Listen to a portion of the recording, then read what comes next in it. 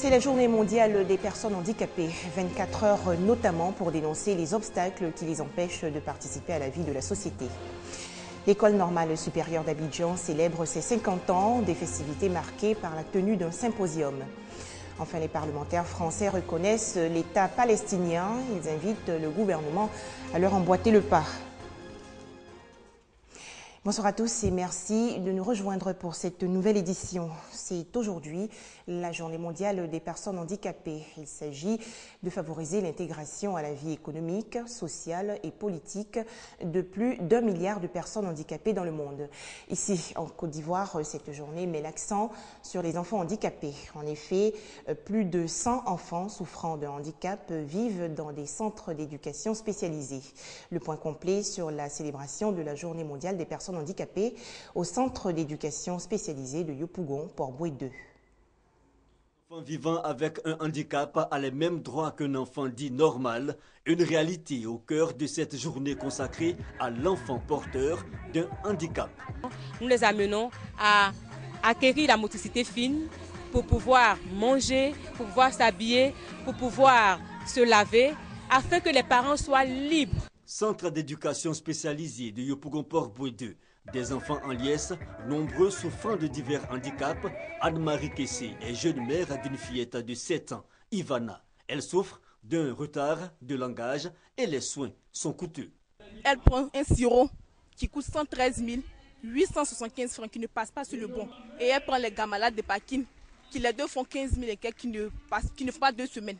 Mais actuellement, ma fille, ça va un peu. Mais je veux que l'État prenne vraiment ses enfants en charge pour aider les parents. Des difficultés réelles et d'autres encore évoquées par la directrice régionale d'Abidjan Lagune. Qu'on crée un grand centre en vue d'accueillir tous les enfants porteurs de handicap et que soient mis à la disposition de ces enfants-là des spécialistes. Des spécialistes pour une meilleure prise en charge. La tutelle reconnaît l'urgence. L'intervention du partenaire semble être la panacée. L'aide de ces partenaires-là pour pouvoir aider les parents à subvenir à l'achat des médicaments. La prise en compte des enfants porteurs de handicap, un vaste chantier donc, de la joie de vivre en perspective pour ces enfants.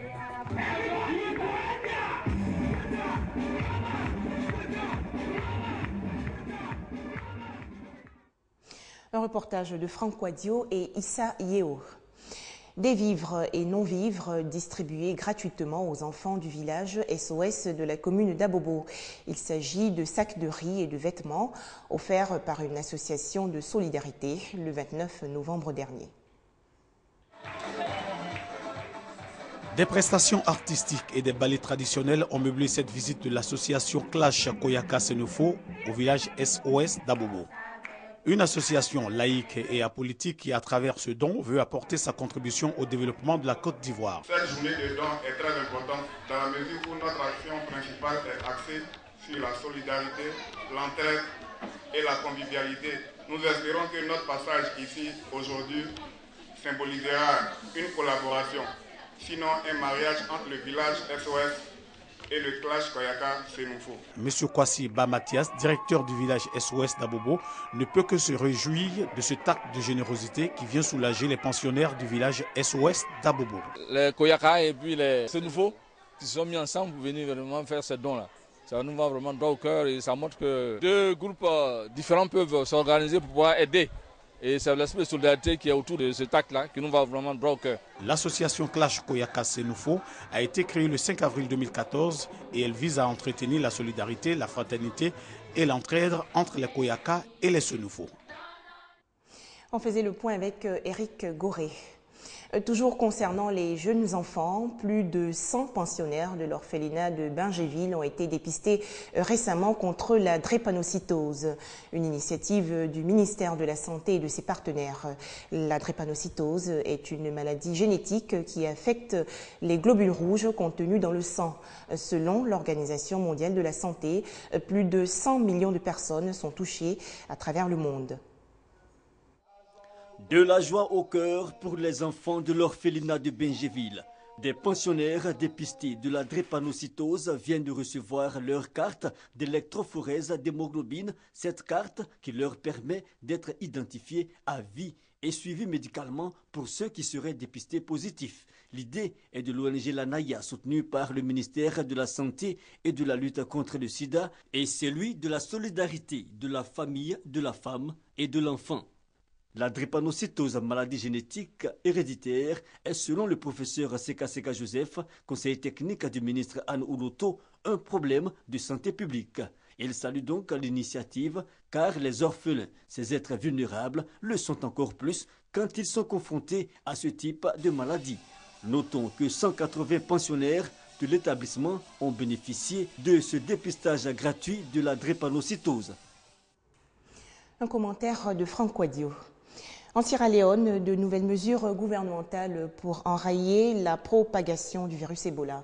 Freetown ordonne la mise en quarantaine d'un nouveau département du centre du pays pour 2 semaines.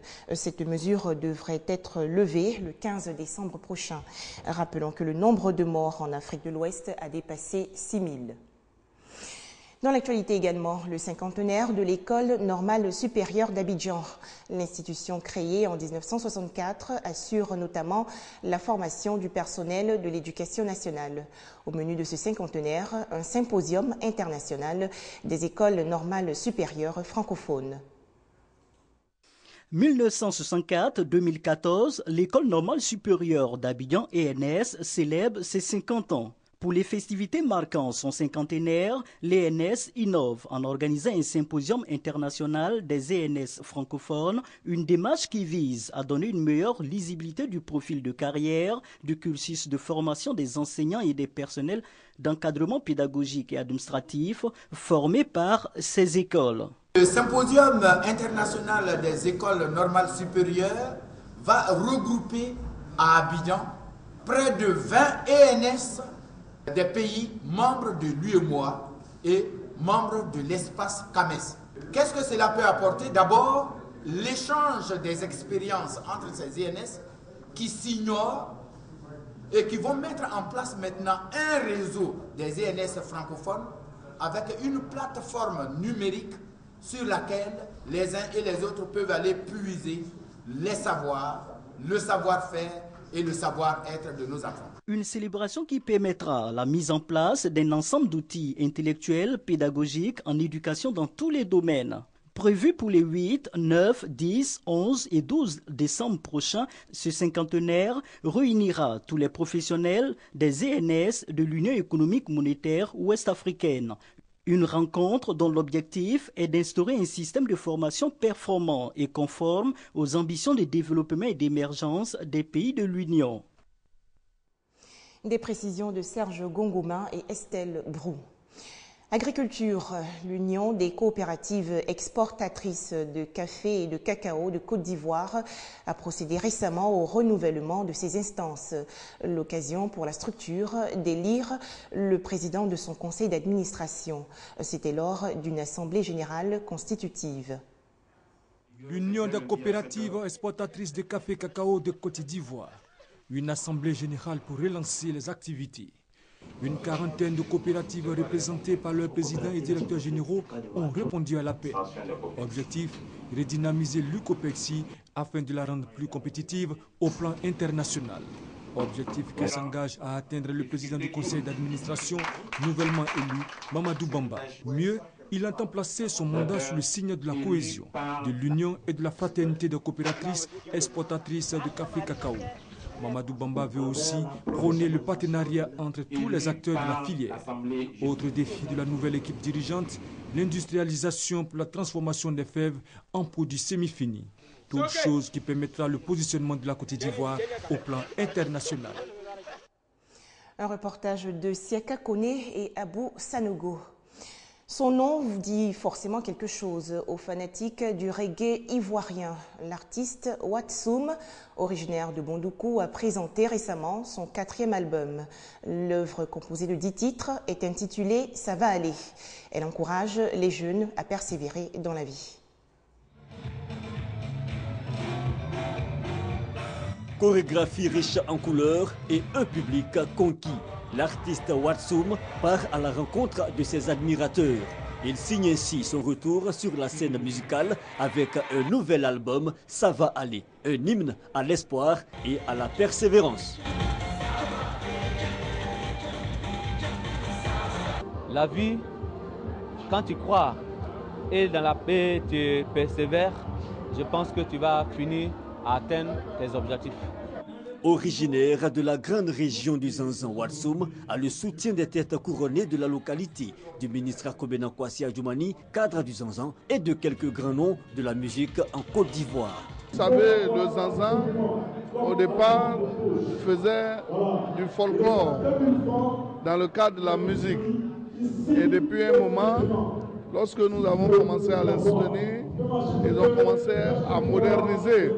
Si bien qu'aujourd'hui, près de 50 artistes ont été découverts dans le Zanzan. Et parmi eux, l'un des meilleurs, c'est Watsoum. Ça va aller est le 4e album de l'artiste Watsoum. Il contient 10 titres. Des précisions de Franck Wadio et Konaté Moussa. Les députés français reconnaissent l'État palestinien. Le Parlement a voté hier par 339 voix contre 151. Les parlementaires français invitent ainsi le gouvernement à reconnaître l'État de Palestine. 339 contre 151. L'Assemblée nationale a adopté. Après la Suède et la Grande-Bretagne, la France a à son tour voté la reconnaissance de l'État palestinien. Déposée par le Parti socialiste, la résolution a reçu l'approbation d'une très large majorité des votants de toutes les formations politiques, à l'exception de l'UMP qui a voté en grande majorité contre. Pour la France, qui appelle dans la foulée à une conférence internationale de paix dans la région, l'objectif d'une telle reconnaissance est clair. Nous ne sommes pas présomptueux au point de penser que cette résolution fera la paix au Proche-Orient. Mais nous espérons qu'elle contribuera à faire bouger les choses vers la paix. Ceci dit, nous ne pouvons nous permettre de rester dans le statu quo. Le statu quo est dangereux. Englués dans un conflit de plus de 60 ans sans aucune issue à l'horizon, les Palestiniens qui misent désormais sur une solution onusienne sont satisfaits du geste. De manière générale, même si ce geste n'est pour certains que de l'encre sur le papier, il est important, il est très important pour le moral du peuple palestinien. En revanche, en Israël, c'est toujours la même attitude de scepticisme et de rejet. Je pense que le vote du Parlement français n'est pas une bonne chose et qu'il n'aidera pas aux discussions entre Israéliens et Palestiniens. Prenant acte que le vote français n'était pas contraignant, Washington a réaffirmé pour sa part son soutien à un État palestinien, mais issu de négociations directes entre les deux parties. Affaire Uhuru Kenyatta. Le procureur de la Cour pénale internationale a une semaine pour retirer ou renforcer les accusations contre le président kényan. Uhuru Kenyatta est inculpé de crimes contre l'humanité pour son rôle présumé dans les violences post-électorales de 2007-2008 au Kenya. À Hong Kong, fin du mouvement de protestation contre le gouvernement chinois. Les initiateurs de cette grogne ont demandé aux manifestants d'évacuer les rues. Ils estiment n'avoir obtenu aucun résultat concret après 2 mois d'occupation de plusieurs quartiers. Symbolique des 3 fondateurs du mouvement pro-démocratie à Hong Kong. Les leaders du mouvement de désobéissance civile Occupy Central se sont brièvement constitués prisonniers mercredi. Ils avaient appelé auparavant à la fin des manifestations et à une participation au débat sur les réformes politiques. Après plus de 2 mois d'occupation de plusieurs quartiers de l'ancienne colonie britannique, le mouvement n'a obtenu aucun résultat concret et est partagé sur la suite à donner au combat. Pour terminer, les adversaires de la Côte d'Ivoire lors de la Coupe d'Afrique des Nations 2015 en Guinée équatoriale. La Confédération africaine de football a procédé aujourd'hui au tirage au sort de la CAN. Dans le groupe D, les éléphants vont rencontrer la Guinée-Conakry, le Cameroun et le Mali. Voilà, c'est la fin de cette édition. Recevez d'autres informations sur notre site rti.ci.